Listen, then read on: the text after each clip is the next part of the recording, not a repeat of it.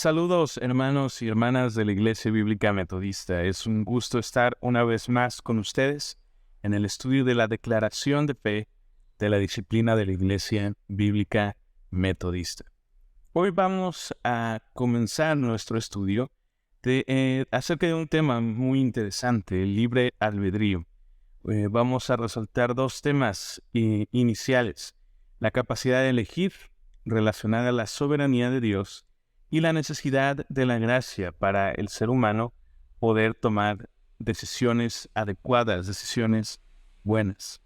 ¿Qué es lo que dice nuestra declaración de fe con respecto al libre albedrío? Bueno, dice así: creemos que Dios creó a la humanidad a su imagen con la capacidad de elegir entre el bien y el mal. Como resultado de la caída de Adán y la consiguiente corrupción de la naturaleza humana, la humanidad es incapaz de elegir el bien sin la gracia de Dios. Pero a través de Jesucristo, la gracia preveniente de Dios hace posible lo que el esfuerzo humano no puede hacer. Por lo tanto, los individuos que alcanzan y conservan la conciencia moral son responsables de sus elecciones y acciones. La gracia preveniente se otorga gratuitamente sobre toda la humanidad, permitiendo que todos los que quieran se salven. Solo como resultado de la gracia capacitadora de Dios que actúa en nosotros, somos capaces de realizar obras agradables y aceptables a Dios. Entonces, este tema de la voluntad humana o de la voluntad libre o el libre albedrío es un tema interesante porque va muy unido al tema de la soberanía de Dios y también al tema de la gracia de Dios. Nosotros como metodistas somos parte de una tradición que se conoce como arminiana, que va a resaltar la capacidad del ser humano de tomar decisiones. Esto es un poco diferente a otras ramas del cristianismo que pueden ser o han llegado a ser muy populares a través de los años, donde Dios es el que toma todas las decisiones por el ser humano. Se resalta en otras tradiciones que Dios tiene soberanía completa sobre todo lo que el ser humano hace.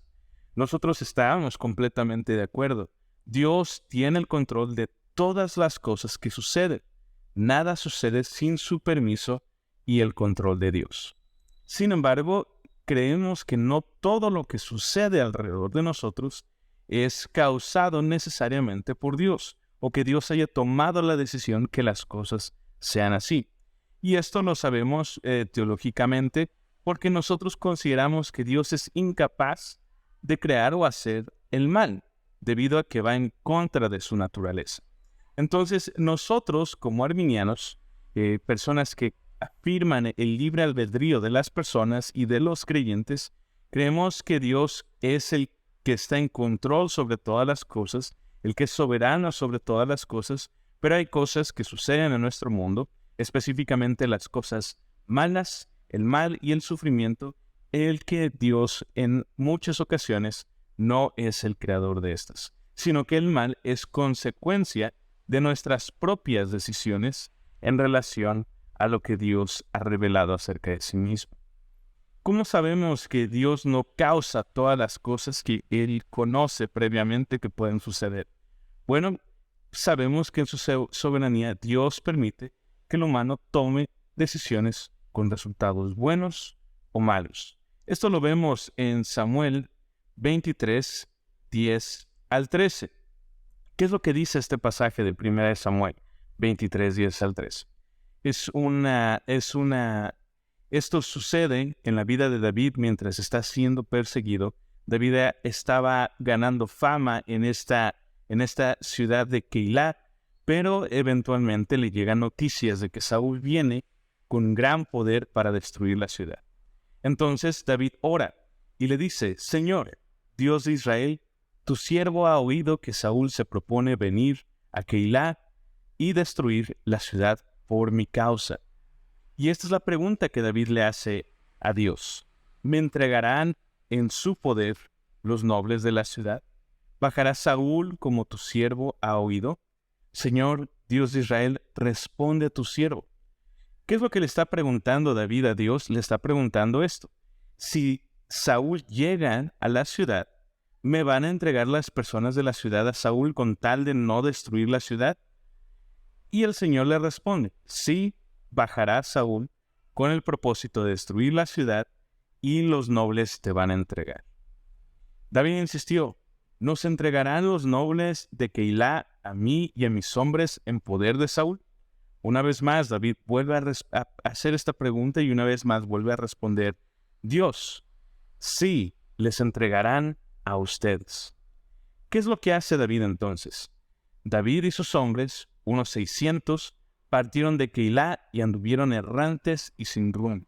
Se enteró Saúl de que David había escapado de Keilah y suspendió la expedición. ¿Qué es lo que está sucediendo aquí? Dios conoce el futuro de las cosas que están sucediendo. Él conoce las opciones de lo que puede suceder. Si David se queda en Keilah, entonces Saúl va a descender. Y si Saúl desciende, los moradores, los nobles, los líderes de la ciudad van a entregar a David para que Saúl no destruya la ciudad. Pero ¿qué es lo que sucede?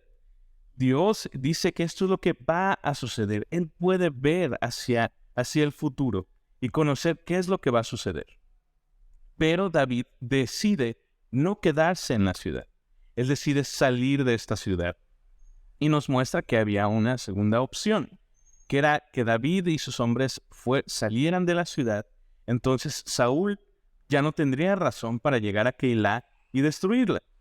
Bueno, esto es lo que sucede. A pesar de que Dios conoce las opciones, Él da la opción de David para que elija. Él conoce el futuro, pero no todo el futuro es de acuerdo a lo que Dios ha declarado, que en este caso es que si David se quedaba, entonces la ciudad iba a ser destruida. Dios está dándole opciones a David. Dios conoce las opciones. David sabe que Dios conoce el futuro y actúa sabiamente de acuerdo a la revelación que Dios le ha dado. ¿Qué es lo que vemos entonces? Vemos que Dios tiene todas las cosas bajo su soberanía. Vemos que Dios también revela quién es Él, cuál es su carácter y cuál es su voluntad a los seres humanos. Y nosotros como seres humanos estamos recibiendo la revelación de Dios constantemente. Lo hacemos a través de la guianza de nuestros líderes, lo hacemos principalmente a través de las Sagradas Escrituras. Esto es lo que estudiamos también hace un par de semanas. Las Escrituras son la revelación de Dios para que nosotros podamos conocer su voluntad y especialmente para que nosotros podamos actuar como Dios actúa. Si estamos atentos a la revelación de Dios y somos obedientes, podremos actuar de acuerdo a su voluntad. Y dentro de todo esto hay miles de decisiones que nosotros tomamos día a día.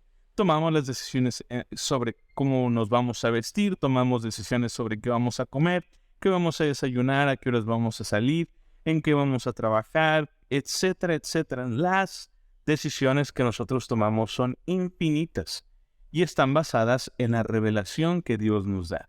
Tratamos de ser sabios para conocer cuál es la voluntad de Dios de acuerdo a lo que Él ha revelado acerca de sí mismo. Sin embargo, si no estamos atentos a la revelación de Dios y somos desobedientes, actuamos en contra de su voluntad. Dios se revela a nosotros y nosotros tomamos esta decisión. A esto es lo que le llamamos el libre albedrío.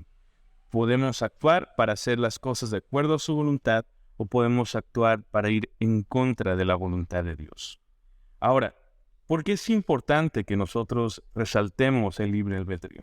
Porque nosotros como metodistas, bíblicos metodistas de la tradición arminiana, de aquellos que resaltan el libre albedrío, queremos resaltar la importancia de esta doctrina. Bueno, porque el libre albedrío nos ayuda a establecer una relación amorosa con Dios. El amor no puede ser forzado. Dios ha escogido amarnos primero y nos da la oportunidad de que nosotros podamos demostrar nuestro amor también hacia Él. Pero Él no nos fuerza a nosotros o no nos forza a nosotros para amarlo a Él de regreso. Nadie puede hacer esto. Si no, pregúntenle a los jóvenes de sus iglesias si ellos pueden forzar a una joven o a un joven a que los ame de regreso. No se puede hacer, Un amor nunca se puede forzar, porque el amor se da libremente. Es la expresión del deseo, la disponibilidad y el compromiso de la persona hacia otra, y tiene que ser mutuo. Lo que vemos constantemente en las Escrituras es que Dios muestra su voluntad, su deseo, su disponibilidad, su compromiso de establecer una relación amorosa con nosotros. Y nos da la elección. Por eso vemos en Josué y en Deuteronomio que tanto Moisés como Josué después le dicen al pueblo, ustedes deben de escoger si van a servir a los dioses paganos que servían sus padres o van a decidir seguir al Señor. Moisés les dice, ustedes deben decidir si van a querer vivir caracterizados por la vida de Dios o si van a querer vivir caracterizados por la muerte, que es el alejamiento de este Dios que los ha liberado de Egipto.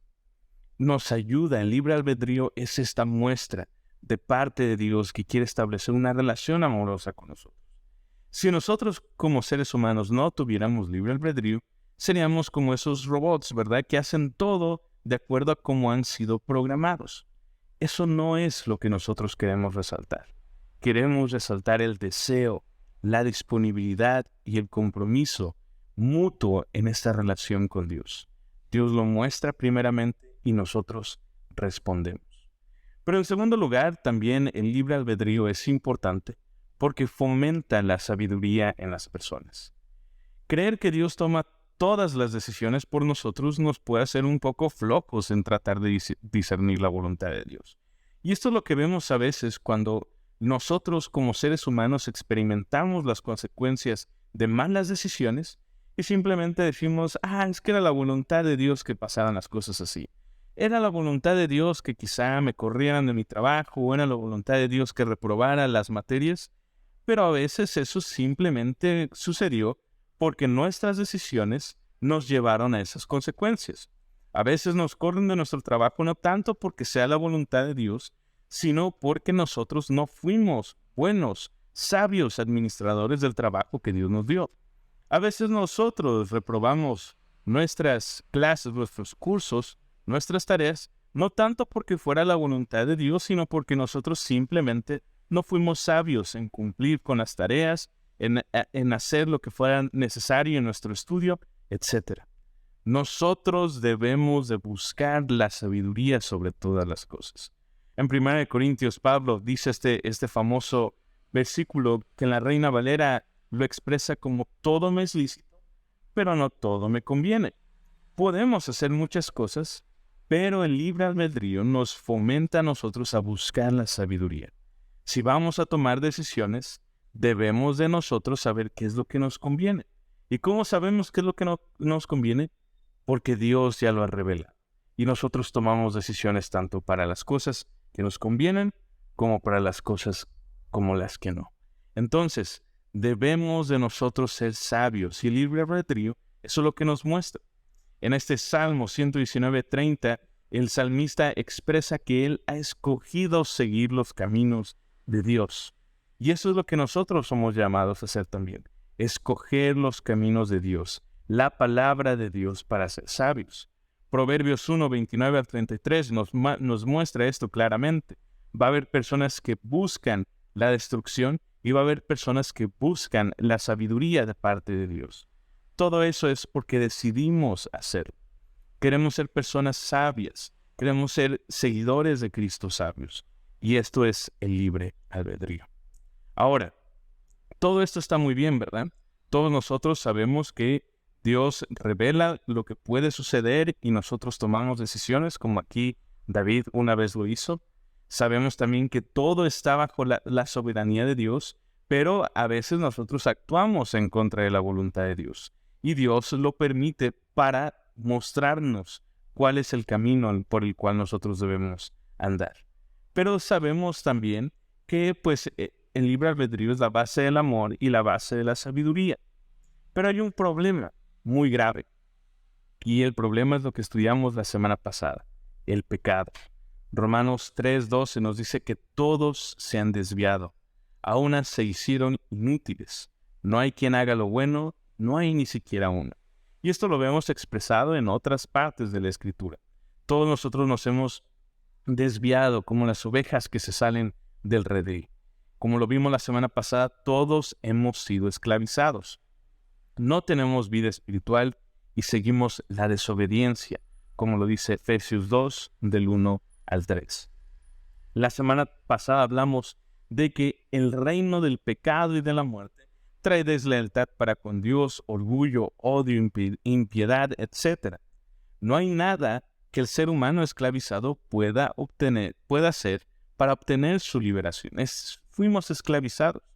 Todos somos partícipes del pecado que nos esclaviza, nos separa de Dios y nos conduce a la muerte. Todos hemos pecado y hemos formado parte del reino que busca llevar a toda la creación a su completa destrucción. Entonces hablamos de libre albedrío, pero también sabemos que hay un grave problema y es el pecado.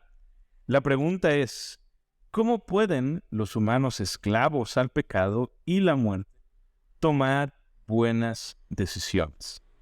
¿Cómo pueden hacer esto? Nosotros como seres humanos todos hemos pecado, pero ¿cómo entra esto en nuestro albedrío? ¿Podemos nosotros, esclavizados al pecado, tomar buenas decisiones, discernir claramente cuál es la voluntad de Dios, escoger, buscar a Dios por nuestra propia cuenta? La respuesta es sencilla. No es posible. No es posible que los humanos pecadores tomen buenas decisiones. No es posible que los humanos esclavizados busquen a Dios por su propia voluntad. No se puede. Simplemente es lo que nos lleva al pecado. El pecado constantemente nos va a llevar más lejos de Dios en lugar de más cerca. No hay nada que nosotros podamos hacer. Y esto es algo que nosotros como metodistas de la tradición arminiana tenemos que resaltar. Nuestro libre albedrío no es lo que guía nuestra búsqueda de Dios, porque nosotros no podemos tomar esas buenas decisiones. Nuestra capacidad para elegir entre el bien y el mal ha sido completamente corrompida, porque hemos sido esclavizados. Nos caracteriza la muerte, la desobediencia, la esclavitud. Nos caracteriza querer hacer las cosas por nuestra propia cuenta e ir en contra de Dios, ir en contra de todo lo que lo representa a Él. Pero aquí también es donde entra el mensaje de las buenas nuevas del Evangelio. Es solo a través de la gracia. Solo la gracia de Dios puede capacitarnos para tomar las decisiones adecuadas. Dios constantemente envía su gracia preveniente. ¿Y qué es esta gracia preveniente? Es la gracia que precede a la gracia justificadora.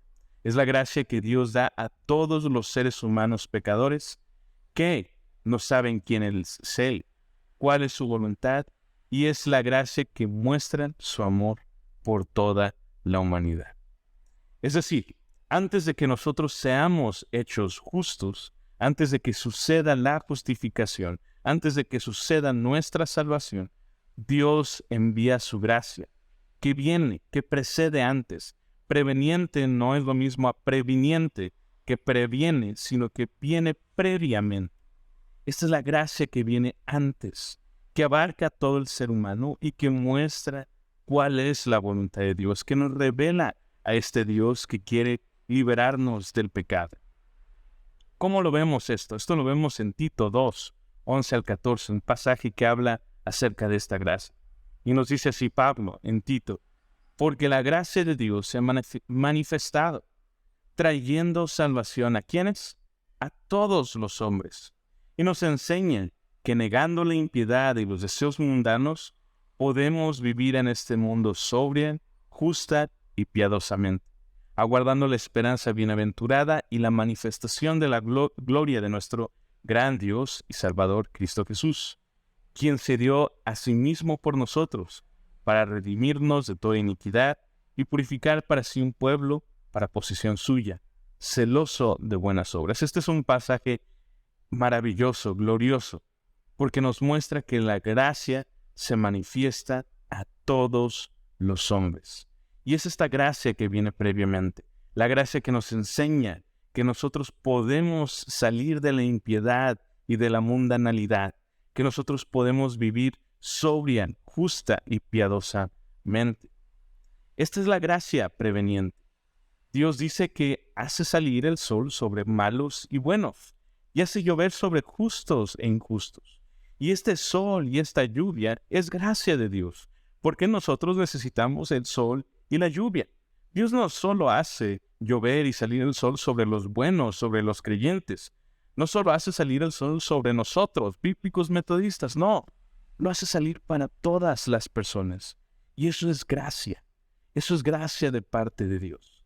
Él ama también a sus enemigos. Mateo 5, 43 a 48 enfatiza esto, que nosotros debemos amar no solo a nuestros amigos, sino también a nuestros enemigos. ¿Por qué? Porque así nosotros vamos a imitar a Dios mismo, que es lo que Él hace.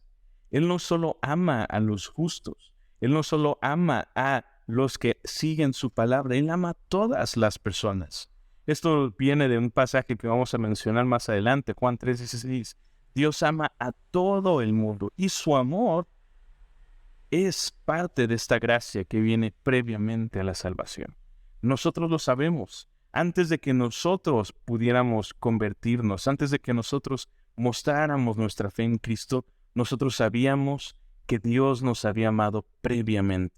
Aún antes de la fundación del mundo, Dios ya estaba mostrando su amor para con nosotros, aún en crearnos. Él ha dado la creación a todas las personas como testigos de sus atributos invisibles, su eterno poder y su divinidad. Es lo que dice Romanos 1:20. Entonces, toda la creación que vemos alrededor de nosotros, los cielos, la tierra, todo lo que Él ha creado y que nos rodea constantemente, nos testifica de que Dios es invisible, tiene atributos invisibles, tiene un eterno poder y es divino. Él es Dios. Entonces, cuando nosotros volteamos a ver a la creación, vemos una revelación de parte de Dios. Y esto es gracia de parte de Dios. Nos ha dado a su Hijo para que nadie del mundo perezca. Juan 3:16. Nos envió a su Hijo. Y no solo lo envió para enseñarnos cosas buenas, sino que lo envió para morir por los pecadores. Es lo que dice Romanos 5:8. No lo envió para morir por los que sabía que iban a ser salvos, lo envió para todas las personas, para que todos los que escuchen acerca de las buenas nuevas de este Cristo puedan eventualmente ser salvas. Su gracia preveniente también se puede observar en la misericordia renovada que Dios nos da cada mañana. Y eso lo vemos en Lamentaciones 3, 22 y 23. Cada mañana Dios nos da buena misericordia. Todos los días que nos despertamos, aunque hayamos dormido mal, aunque nos levantemos quizá enfermos, aunque nos levantemos y quizá no lo hagamos con muchas ganas, aunque tengamos días no tan buenos, cada mañana la misericordia de Dios se extiende para con nosotros. Su fidelidad se renueva todos los días. Y esto lo hace tanto para buenos como para malos. Es gracia de Dios para todas las personas. Es la que viene previamente. Y cuando nosotros somos salvos, podemos reconocerla y decir, todos estos años quizá, Dios ha sido bueno para conmigo, aún en los momentos más difíciles. Dios hizo llover sobre mi vida, hizo que saliera el sol. Dios dio la creación en cada momento. Dios hizo cada mañana al salir el sol que su misericordia se renovara para con nosotros. Y esto es lo que vemos también. La gracia de Dios para todos los hombres es lo que expresa Pablo en 1 Timoteo 2, 1 al 4. Exhorto pues, ante todo, que se hagan rogativas, oraciones, peticiones y acciones de gracia. ¿Por quiénes? Por todos los hombres, es decir, por toda la humanidad, por los reyes y por todos los que están en autoridad, para que podamos vivir una vida tranquila y sosegada, con toda piedad y dignidad.